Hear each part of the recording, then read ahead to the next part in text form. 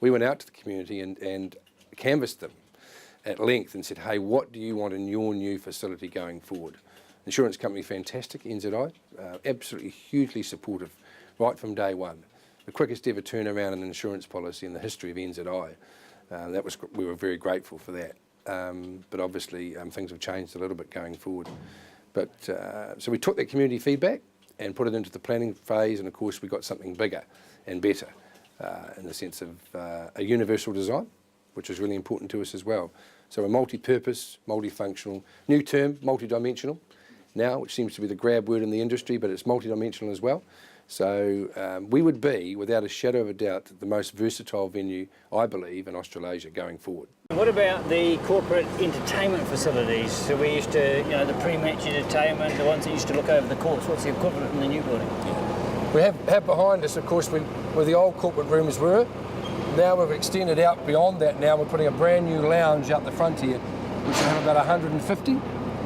So we can corporate host out that area as well. That'll overlook the whole Surrey Park precinct, really, what's out there, and bring them down. They can come down either to their seats and over here, or the new stand over here, or to the Ray Harper. So it's a new addition, big space, but it'll be beautifully set out and done. So it's a corporate area as such. And the number of community courts that we have, same as before? Same as before, but different floor surface. The flooring's just arrived from Denmark as we speak, so it's just been loaded into the venue. It's getting acclimatised now, and it'll be laid around about December this year. That's just wood? Yeah, wood, exactly the same as the surface we brought in from Singapore from the World Champs that we've played in the last 2 years in the Velodrome. Right. So every court will be wooden sprung, identical. So we'll have 7 wooden courts in this building, and we're going to keep the existing court, which will give us 8 wooden courts for the total venue. Right. And that's the first for New Zealand, really, in the sense of... And there'll be tennis, netball, basketball, or they'll be designated for certain sports? Tennis will be transferred into the Velodrome, obviously, but everything else in here. So it gives us a lot more opportunity to bring international and national events and tournaments to Invercargill, because sports such as netball and basketball and badminton are all asking for a minimum of 7 sprung floors. So that's what we've got. I think we've got something quite unique in Southland to offer a prospective sponsor coming forward. Yeah, have you got a price tag on it, or is that part of the negotiation? What we've done is we've prepared a paper from some historical data around the venue, in the sense of what we've held before, what the commercial market is around TV rights and so on and so forth. So that's quite big, because we have the international franchise, netball in particular, with live television coverage, quite important really. And I guess the entertainment part of it also is very important. When you put the package together, I believe it's quite significant money, to be fair. The time frame around that would also be interesting, whether you go for a 5-year term or 5+5 or a 10-year term.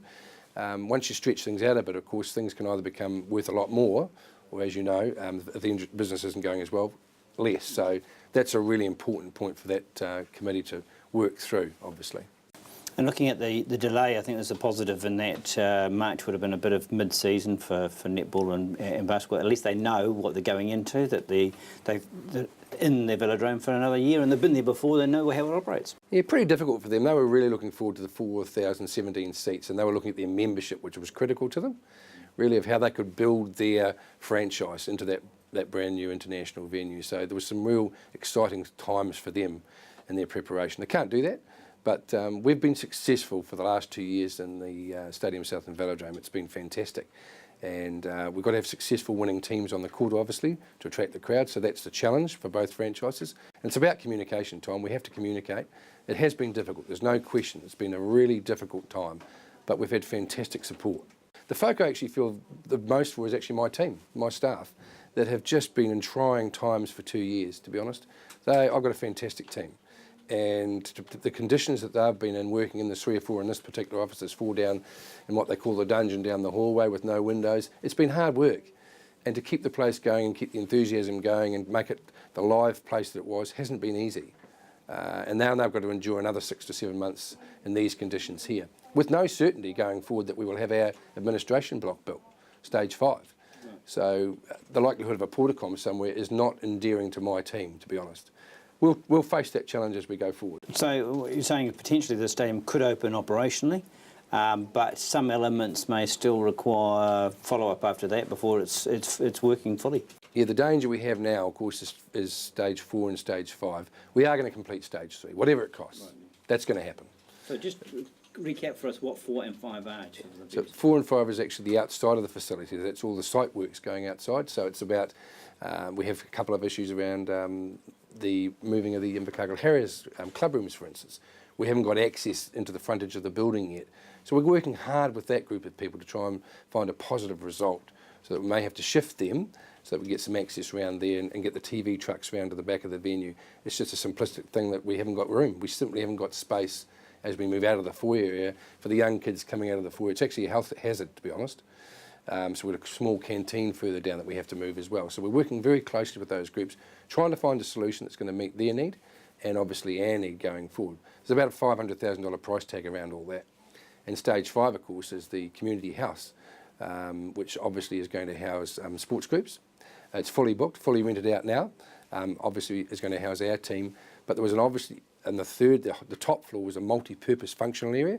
So for particular events, groups could come in and use that area also. But on a daily basis, fantastic area for space, whether it be for educational purposes, whether it be for sports groups coming in. And we've had huge interest in that area also in the renting out of. So it was just another big chunk of space that we were putting in the system for future development and to try and future-proof our growth going forward. And that's the key thing.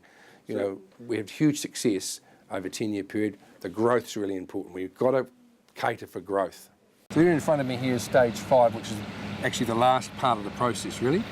And it's the community sports house, but it's really pivotal in the sense of future-proofing the development of sports administration going forward. So obviously our team would work out of here.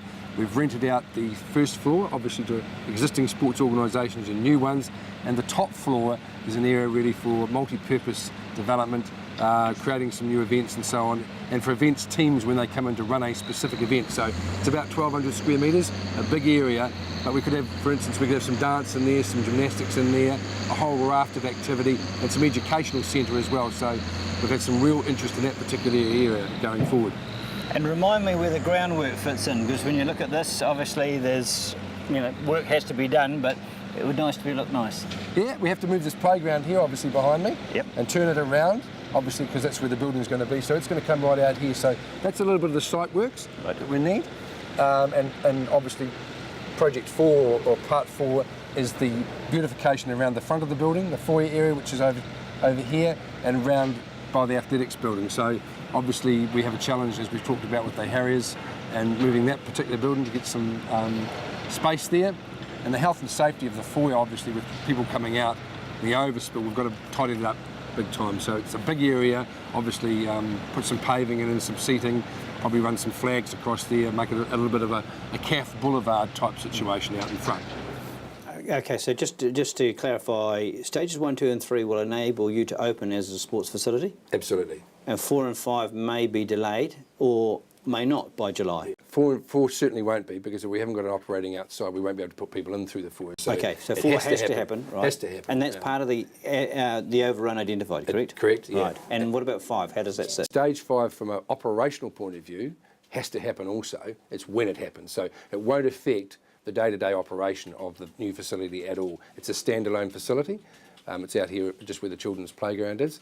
So it's not going to affect us. We're trying to line it up in the same building line-up as when we finish stage 3, we go into stage 4 and 5. That's the process, but it's got a $3 million tag on it.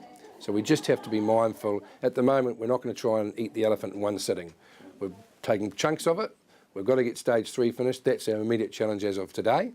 Naming rights will assist with that. Stage 4 we have to do. We have to find some more money for that. And stage 5, we are committed as a project team to make it happen. We have to make it happen.